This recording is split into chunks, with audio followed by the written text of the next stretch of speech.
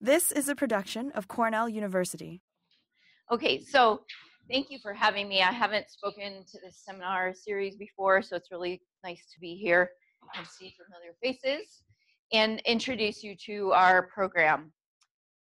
So today I want to cover quite a large number of things. So Matt's going to give me the high five if I'm going too long. But I want to set the stage in case you're not familiar with global data on where we are with climate change and how that affects agriculture. And then I want to introduce you to the work we've been doing since 2015 with the Climate Smart Farming Program. And that includes stakeholder research and engagement.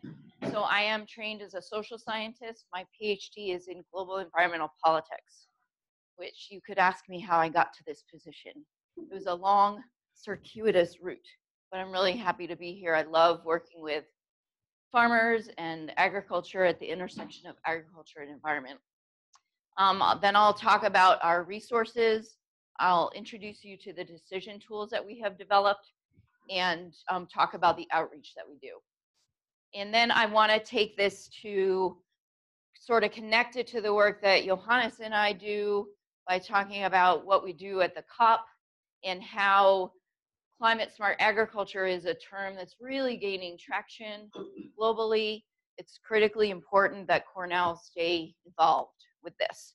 And I also want to acknowledge that I'm part of a team. You'll see the team up here. So this work, I'm presenting it, but it's really that I help facilitate a lot of the work that goes on at Cornell, and this is not just my output, it's a whole team.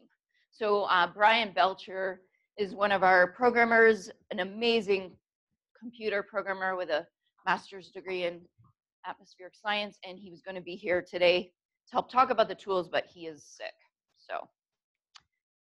So to give you a little bit of background, if you haven't seen this data, this is the global temperature change data, showing here global change in Fahrenheit from before 1900 up past 2000. And if you saw the New York Times article recently, last year was one of the warmest years on record. Our Earth's temperature globally in 2018 was more than 1.8 degrees Fahrenheit warmer or above average temperature of the previous, since the 19th century. And so we talk about it in terms of climate change because it's not only temperature change, but impacts like increasing severity of drought. So this shows data of the change in the drought severity index, the Palmer Drought Severity Index from 1900 to 2002. Areas of the globe that are more dry are getting drier, and projections are that that will be the trend.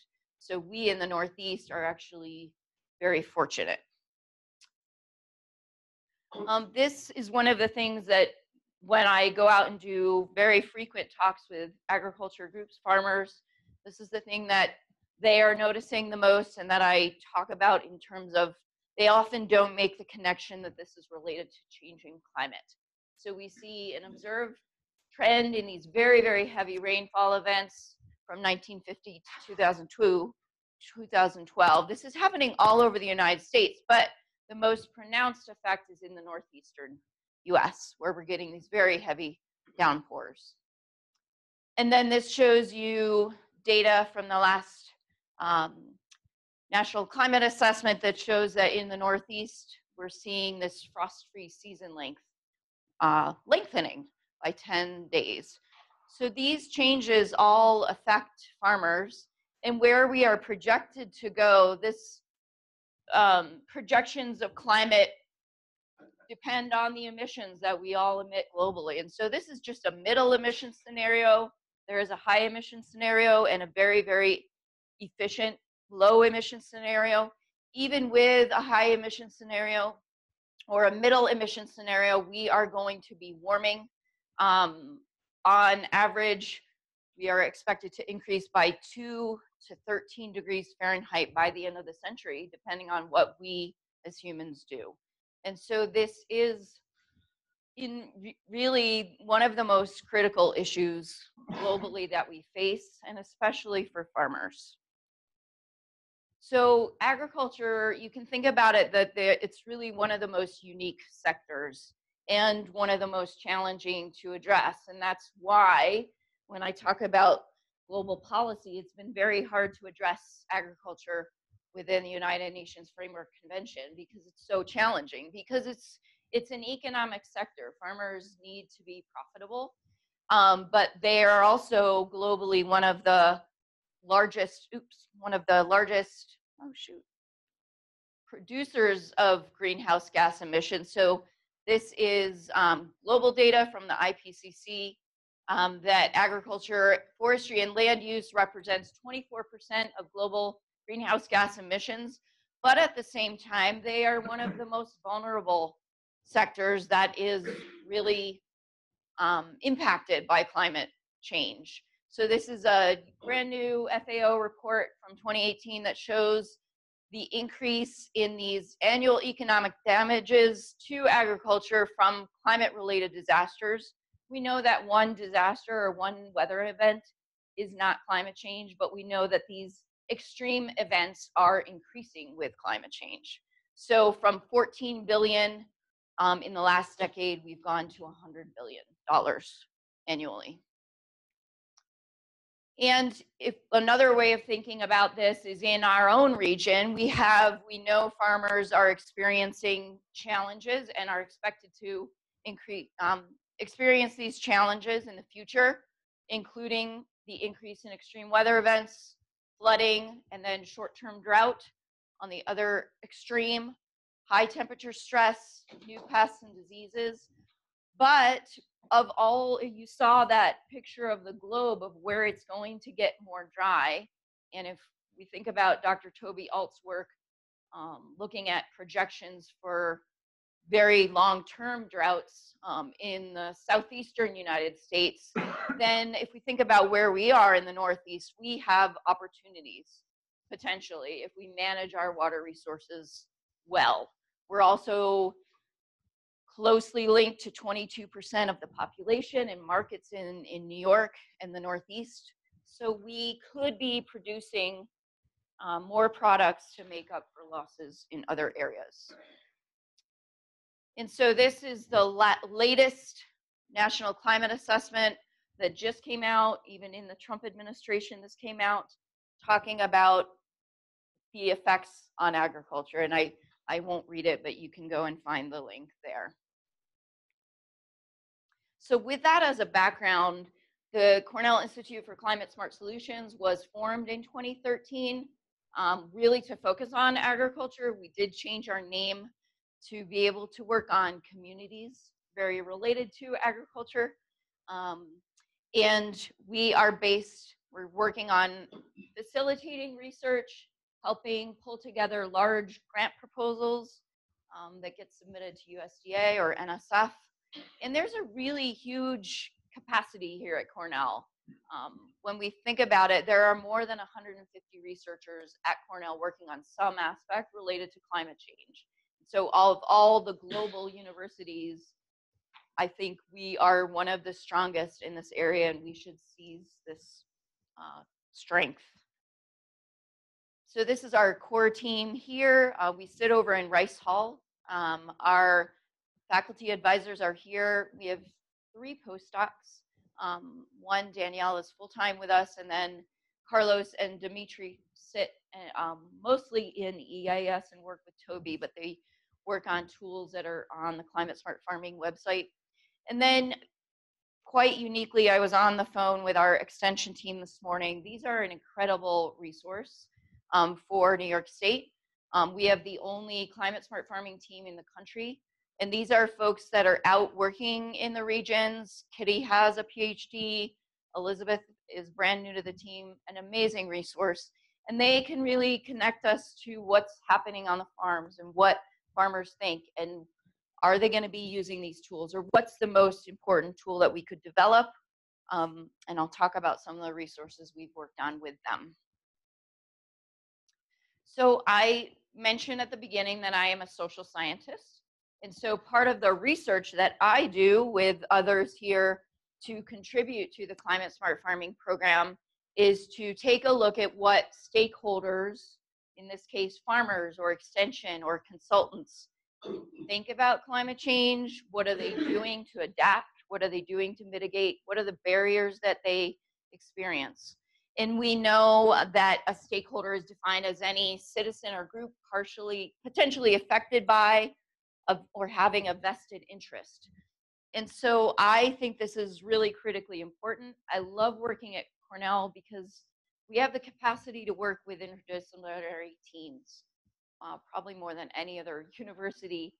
When I talk to my colleagues at American University and they understand what we can do here, that I get to work with Matt on a proposal or call him up and ask him for input, but I can work on the social science. It's really, really powerful.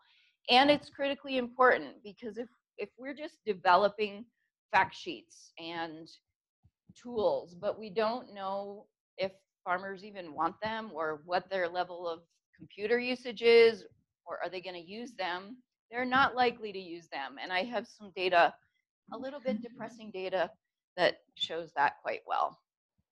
So the idea here is that we are doing cutting edge climate change research here at Cornell. We are developing decision tools for a long time, starting in work in this department with Adaptation and other tools. We do have very strong extension programming, and so we can engage farmers and understand what they are looking for and then improve the research and the extension that we're doing. So some of the social science research that we've been involved with, we did a meta-analysis that looked at all the literature on climate change in agriculture from 1997 to 2016 and published that in this article in Wire's Climate Change. We've conducted focus groups in New York and Pennsylvania that's been published. And then we are working on a publication that looks at dairy producers' views and actions in Wisconsin and New York. That was part of the Dairy Cap project. And then we've started to do some work in surveys. Now that we have really some in-depth knowledge, we can do more broad scale surveys. So we've done a convenience sample survey at Empire Farm Days over 2 years. We've done an online random sample survey of New York farmers. We did not get a great response rate because it was an electronic survey. So if you think about 32,000 farmers in New York State, we did not get a good response rate. So and that's in part because farmers are less likely to fill out an electronic survey. So we're planning to revise the survey and do a mailed survey. It's much more expensive to do it that way, but we're going to hire a company to help with that. And then as an example, we can do farm visits. And with an intern that we had, a cooperative extension climate smart farming intern, an awesome undergraduate, Tyler Brewer, went out and he worked in Madison County all last summer with Sarah Ficken.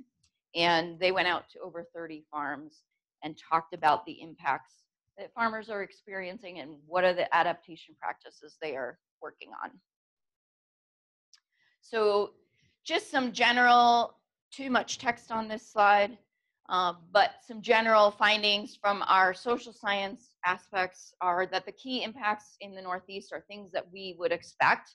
More farmers are noticing more extreme weather, flooding are the two things they talk about most, changes in seasons and pests. And we know that the majority of farmers believe the climate is changing. So even today, talking to our extension team, they know that their colleagues are reluctant to talk to farmers about this issue. But we know that farmers agree the climate is changing. So I keep trying to talk to our extension team and extension to say, don't be afraid to address this issue. Talk about it in terms of increased flooding, or talk about it in terms of resiliency or energy savings through mitigation, because they know the climate is changing. Don't shy away from this science-based topic. And then from the focus groups, we know that although farmers are concerned about climate impacts, especially in New York State, when we've done the focus groups, they are also much more concerned about these other issues. And so what we see is that climate change just adds one more layer of stress. If you think about the dairy industry and profitability right now, climate change is not their top priority. But when they get hit by a 5-inch rainfall event, then yeah, they are suffering more than they would have been. So if we can talk to them about adaptation practices that they're already doing or they could do slowly over time, that's a good way of framing it. And just some very recent findings from our pilot surveys. In terms of climate change, 68% of the farmers that responded were concerned or very concerned about drought and about increases in extreme precipitation, 64%. Of the adaptation practices that they said they are adopting, many are using diversified rotation, soil health, less so reduced tillage. And when we ask about tools or weather forecasts, most farmers, 63%, do not use any apps or smartphones or mobile devices to inform their management decisions. So that's pretty depressing. When we asked about the specific online weather and climate resources they are using, the Farmer's Almanac, which is not that accurate. So we have a lot of work to do to get farmers to really understand these tools and understand how they are helpful. So with that, I'll introduce you to the program. And I have materials in the back, some fact sheets and business cards. You could take a bunch and hand them out if you work with farmers. So really, we're providing one place for resources. We have some videos of farmers talking about what they've experienced. We have links to our extension team. And the site actually got above 3,000 web hits a month recently. So we see that the usage is climbing, which is great. So there's an example of a video that we captured with the help of undergrads. Is this local farmer, maybe you know him, Tor Oshner, and he says in the video, a normal season doesn't seem like it happens anymore. It's either really dry or really wet. We got 5 inches of rain in an hour and a half, and I had a lot of soil loss. And he was almost in tears at this point. It was like apocalyptic. So please check out this video and others. Not all the farmers that we talked to would agree that they're taking the actions that they are because of climate change. Some of the apple farmers in Western New York there's a net zero farm, and he did not do that for climate change. He did that because he wanted to have control over his energy costs. So I would say maybe that doesn't matter. He's a net zero farm, and we should share his story and get other farmers to understand that they can do the same thing. So this is our extension team again, and the idea here is that we don't have the funds, nor would these experts have the time to work on climate change solely for 100% of their job. And I actually think it's more important that they incorporate this into the work that they're doing. So Kitty just told me on the call that she did 2 talks last week that explained the cover crop tool and the growing degree day tool. So they're incorporating what their climate and the resources and tools into their work with farmers. And so these are the resources. Our undergrad is working on getting new fact sheets from Peter Woodbury up here on mitigation, and there are a lot of things up there. So I'm assuming you all have a good understanding of this. I'm not going to explain this. This would be something that I would talk about with farmer audiences. But when we do, we need to think about mitigation, which is reducing emissions, and adaptation. For a long time in climate science, in policy world, policymakers didn't want to go to work on adaptation because it would be like admitting defeat. And if we start working on adaptation, we're not going to reduce emissions. I think there's a definite change, whereas we know even if we mitigate, we're going to have to adapt. So Peter is the expert in the room on much more than I am on these things. And there are tools on the website that we are linking to, and much more could be done at Cornell to find out if farmers are actually using these tools, to what extent are they doing greenhouse gas audits on their farm. But we don't have the resources to do that yet. The other term, as I mentioned, is adaptation. And there are a lot of examples of some great resources out there, one of which came from the USDA Climate Hubs, and it's this adaptation resources workbook that's now online. If you look at it, it's pretty straightforward. It's identifying a process that farmers can use to look at what's happening on their farm specifically, and then evaluate the different management options they have, and then adaptation approaches, and then monitor and review if they're making changes.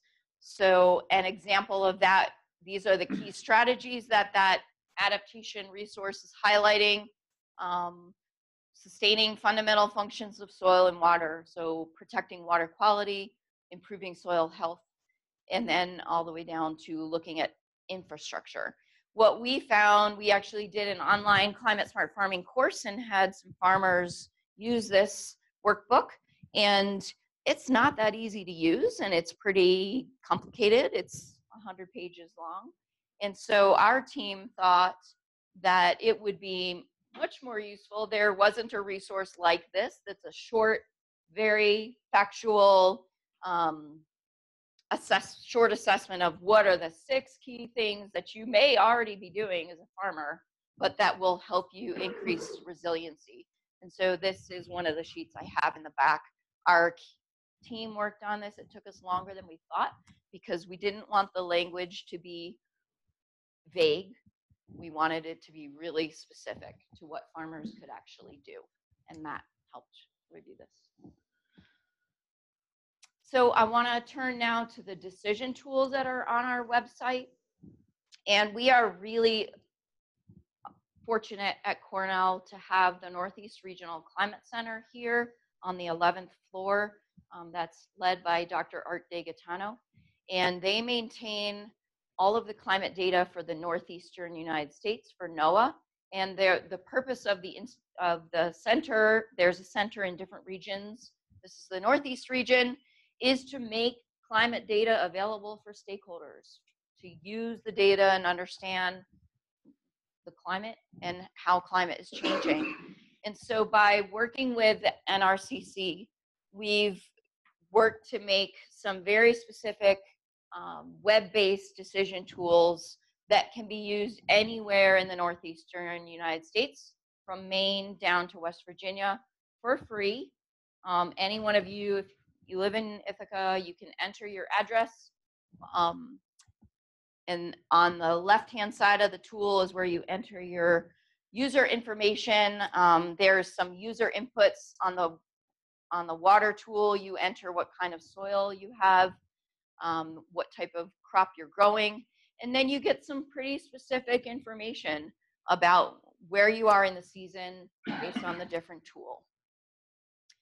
So the amazing thing about these tools, there is a complementary system called NUA, which is based on small weather stations and data from these small stations that farmers have purchased and put on their farm. They cost about $1,000, and there's a large network of them now. But if you're not near one of those stations, you're kind of out of luck in using their tools. And so this is a really nice complementary system. So this shows you the tools that we have. It's climatesmartfarming.org. And the first tool is a really powerful growing degree day calculator. The way that we talk about the fact that this one is different from many others out there is that it's updating on a daily basis the data. Whereas if you looked in an agricultural book 50 years ago and looked at the charts for growing degree day calculations, it was using a static calculation. and it might have been updated. And some of the calculators out there use a static date that's 15 years. So this is updating on a daily basis.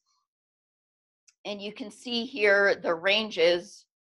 This is showing Ithaca, New York. You would put any address in the Northeast here, and you would put your planting date or put March if you have whatever date if you have a perennial crop, and then you choose your GDD base, and it would show you where you are in the season. If you look at the tool right now, Brian has not hit the switch to start this growing season, although we just got an email from a farmer in Virginia asking, like, it's already warming, it's already the spring season. So we're going to think about maybe starting the tool earlier. But you can go back and look at last year's data and all the way back, I think, very far back, many years back. So as a planning tool, a farmer can look at what happened last year or the year before when they planted, what date they planted. And Kitty O'Neill and Elizabeth are planning to do really short little video clips to talk about, for farmers, that this is a really, it's an agronomic tool. So if they can use this to do some planning decisions about exactly when to plant, or different crops that they may plant with different growing degree days, where were they last year, where was the end of the season, and make some much more informed decisions. So this is showing you the period of record. Here is the black, and this was 2016. This is the growing degree day accumulation up to that date.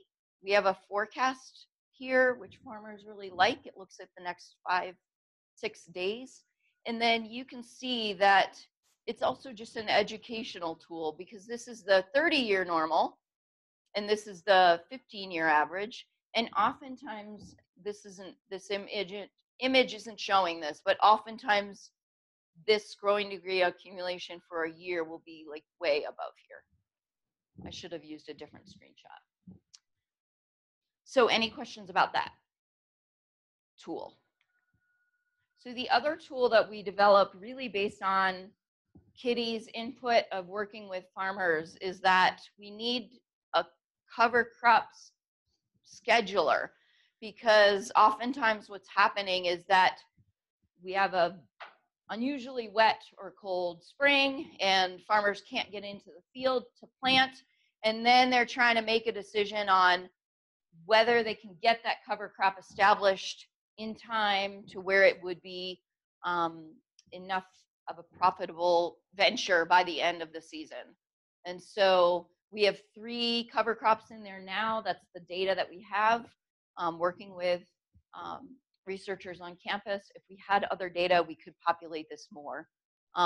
Brian also added this feature with farmer input, which shows the first and last freeze dates, which is really helpful for farmers. And then another tool that we have is this water deficit calculator. And I don't know what the screenshot is showing here. Okay, it's showing 2016, and you enter your soil water capacity and your crop. What are you growing? When did you plant it? And whether or not you've irrigated. If you have not irrigated, you just leave this blank, and you will see the chance that you have or might have severe plant stress based on that crop. And it does have a forecast on there as well. So this was a tool that was really useful when we had the very dry period a few years ago. So the newest tool we've developed is called Climate Change in My County. And it was a conception for a long time. We weren't really sure how, maybe farmers are not the most interested in this, but policymakers would be, or agencies, county agencies, Farm Bureau. So when you go into this tool, you would come into the Northeast right off the bat, and it would show you what is the general warming in each county, what's the warming data. And you can see that with the exception of these few counties, unfortunately down here in more conservative West Virginia, that wouldn't We wouldn't want that data, but other than that, it's been a warming trend. And then what you can do is over here, you can pick your county, and these are the choices here. If you want to see average temperature, high temperature, days with highs above 90 degrees, growing season length, and then total precipitation, extreme precipitation. And then you can also look at the climate change projections for those temperature or precipitation. So this is showing you that the projected increase in temperature through the end of the century, based on climate models, the data that we have through the Northeast Regional Climate Center, is showing in this county, we are projected to get a lot warmer. And it's nice because all of these dots are the observed data, and there is a trend of a significant trend in warming, and then it shows where we would be by the end of the century. So this is a long-term planning tool, and that's really where the Institute has been trying to get, is we can tell you how things are more variable, we can give you more accurate information, help you with specific planting, cropping decisions, but you can also think long-term. The same thing with rainfall, like, should I start thinking about irrigation or tile drainage if I know that this is the trend? So we have done more and more training and outreach. These are two events that we did, twilight meetings on farms in Madison County and Oneida County last year, which were great because we had the soil lab there, but we also were able to demonstrate the tools. And this is Kevin Gano. He's a ag extension specialist, so he was explaining exactly how you could use that growing degree day calculator with planting decisions in mind. And we have a Wi-Fi device, so it was live. People could put their address in.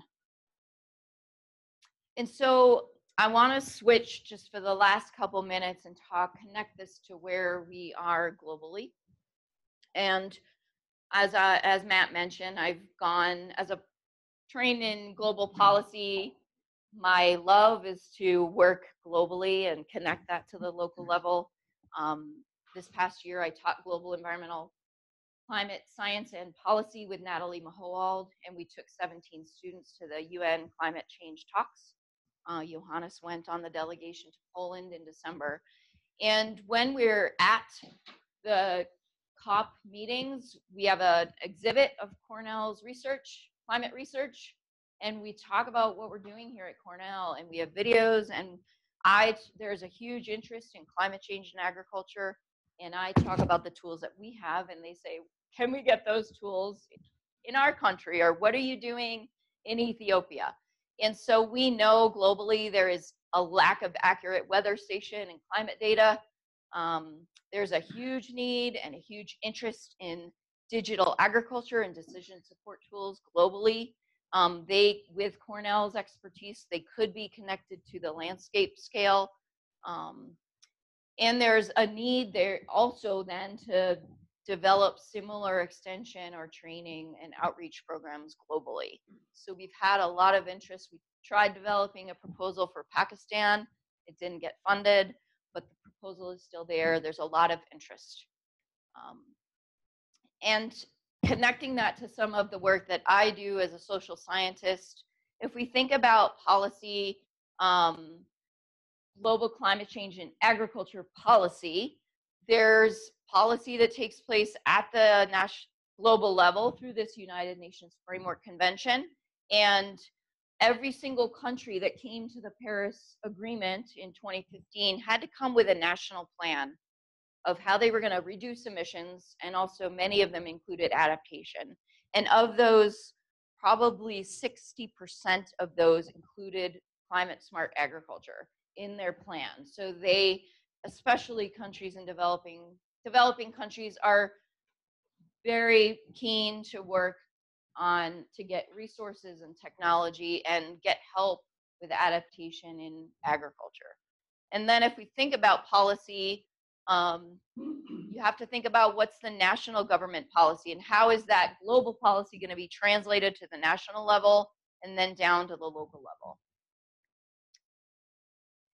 And so I could give you a whole talk on the Paris Agreement, but basically it's been signed by 184 parties.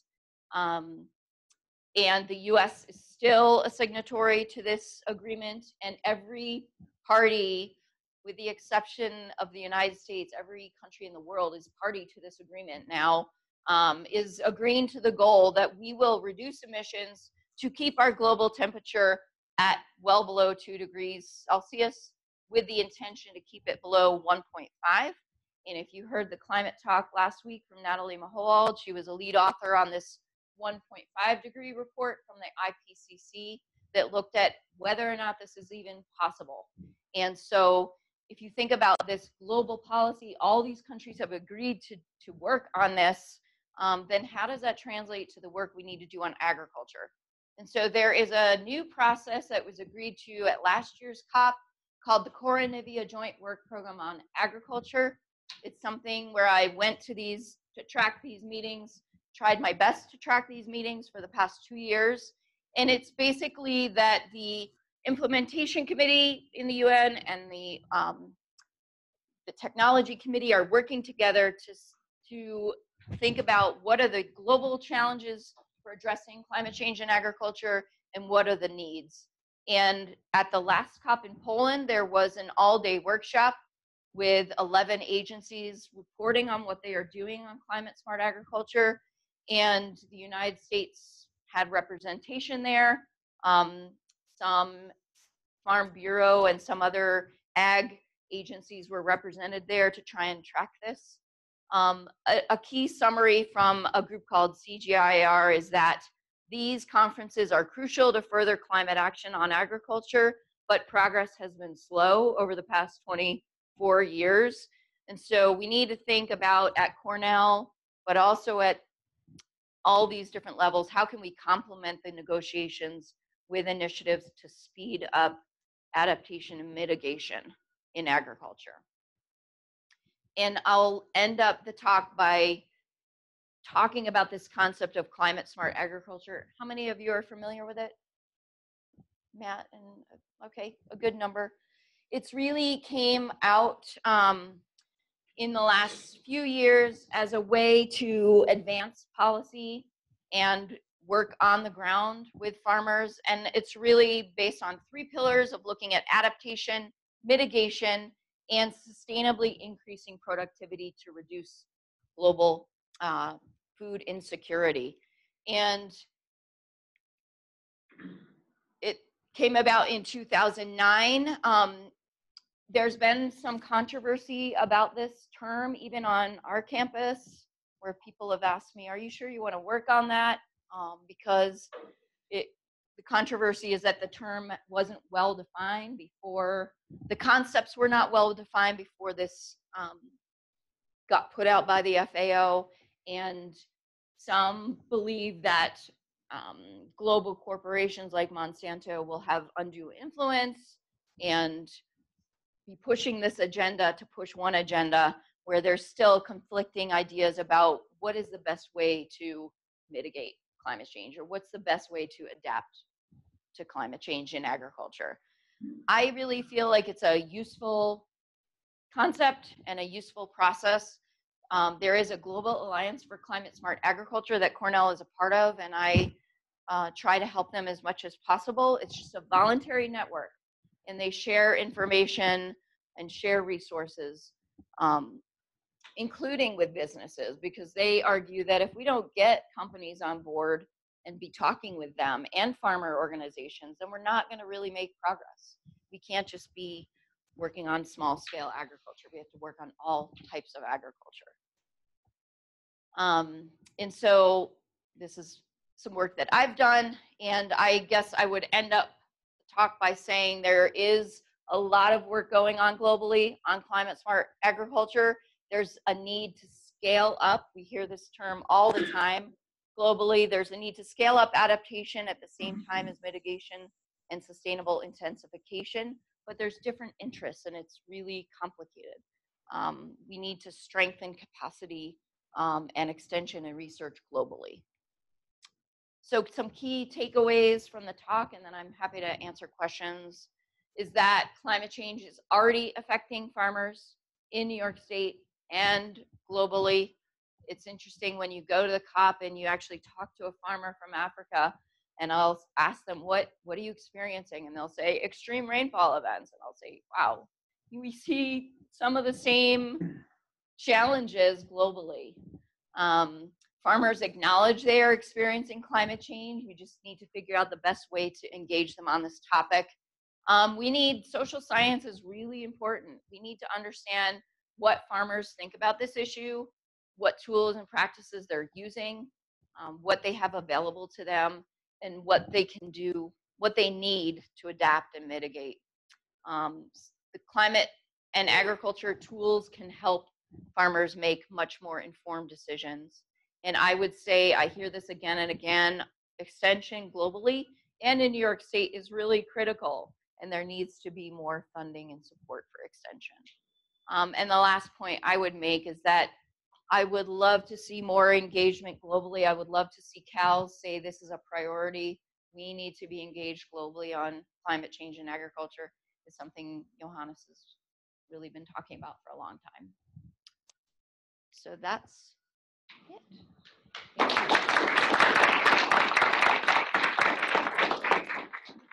you. Do you have time for questions? Sure. Hi. Hi, so there's a bill in front of the New York State Legislature for carbon farming.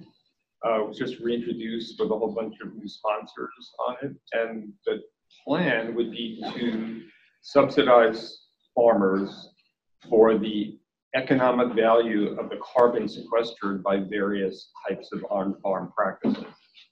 It would be a tax credit. So just comments on whether you're familiar with the bill, whether, I mean, Ag and Markets is supposed to come up with this model, which I think they're probably not quite up to that task, you know, given their present staffing. But just thoughts about that model and whether the science is there to make this ready for prime time, and whether they've contacted you about this. No, I'm not. I'm a social scientist, so Yeah. I would defer the science questions system. back to Johannes or Peter. I have heard about the bill filtering through. I don't know the prospects that it's going to get passed this year, but it is something that we should be tracking. I didn't mention it, but there is a New York State Climate Resilient Farm Initiative, and most of that funding goes to Ag and Markets to put technology in place, like manure covers through the Ag Environmental Management Program, AEM. There has been a little bit of research funding that came here. So I haven't really tracked that bill other than I knew it was out there. Yeah. Thank you, Allison, for coming to talk to us. I'd like your opinion on the sort of disconnect between sort of the aims of your unit and your program and some of the official recommendations that are coming out of Cornell University that are really counter to that. And notably, our recommendations related to nitrogen management. They're not adaptive, they're not mitigative, they allow for highly excessive rates of manure and nitrogen fertilizer with implications on carbon sequestration, nitrous oxide emissions. And so there's really this contradiction between what progressive programs like yours are trying to do and what we stand for as an institution in terms of what our formal guidelines are. I'm aware of the challenge. What do you think we could do to bridge that? Well, bring some good science to it, right? Yeah. Hold a high-level meeting with all the folks involved. Try and think about the best ways to get farmers to, I don't know, the best tools and information. Well, there's a lot of things that we sort of officially promote through guidelines, and maybe it's time to, if we have programs like this, which I think is great and I support, it's time to kind of revisit what we are otherwise recommending. Yeah. And some of these recommendations are highly outdated. Yeah. And so, we have very limited credibility. On one hand, we say this, on the other hand, we say that. Yep. I'll love to follow up with you. Let's do that. Yes. So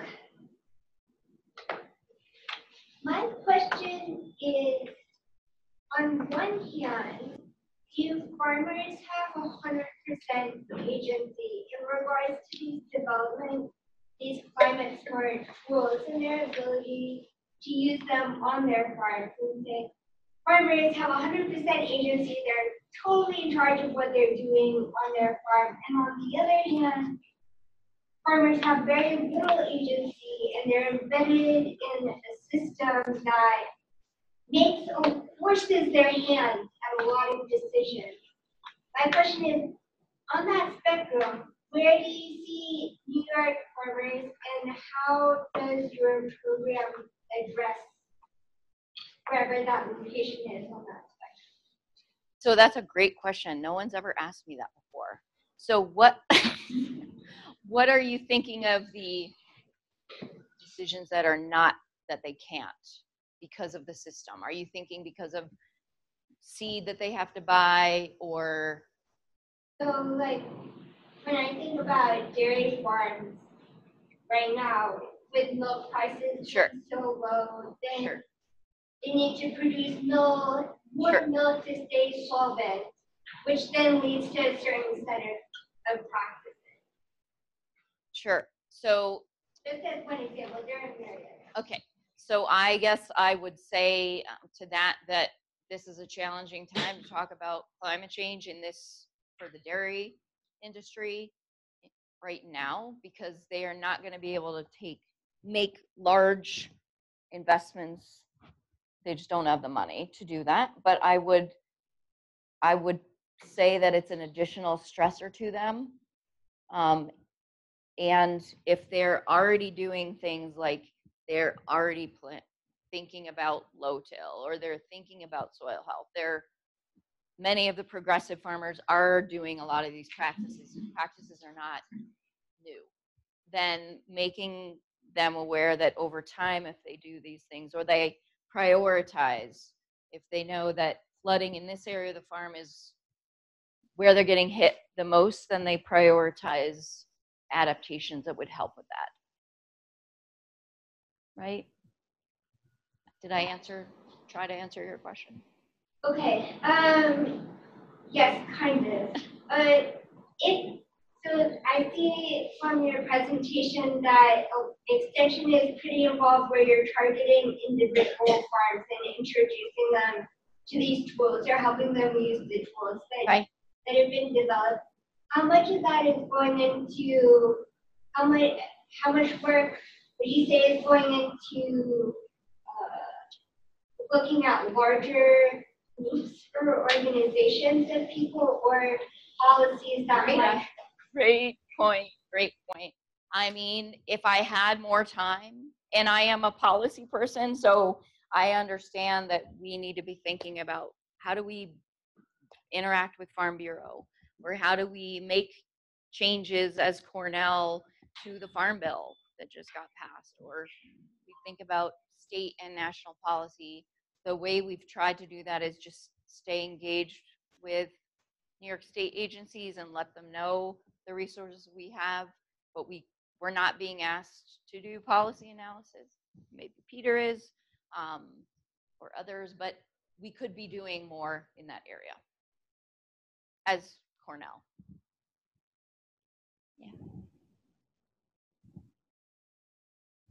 Yeah. I know we're out of time, but just a quick question that was kind of similar to Anne's previously, but like when you're looking globally, you have a lot of same issues because people don't own the land they work on. So yes, both in terms of making decisions and also in terms of they're not interested in the long-term upkeep of the land. How do you expect your policies to change when you are looking at a global scenario? Well, they may be interested in protecting the land, but they own very small plots. So it is a challenge, and that's why I think we can't just have these global initiatives. We need to look at what every country is doing to what are they proposing for adaptation and climate change? And if you look at it, it's often very vague. And then even if they have a national policy, is that actually getting implemented with input from farmers on the ground? So we have Humphrey Fellows here, and we had a really interested fellow who's now the climate change and agriculture focal point for Punjab, Pakistan. And she's on Facebook, and she posted that they have a brand new CSA plan. And her idea, she wanted these decision tools to be put in place with a plan that every farmer, the government just paid every farmer to get a smartphone, even if they're really small scale farmers. And so we could be doing alerts. We could be sending out alerts of when they might see a pest or when they might need to irrigate. And so I think people are thinking about it. It's a really big challenge and something exciting to think about. And with that, I think we're out of time, so let's thank Allison. This has been a production of Cornell University, on the web at cornell.edu.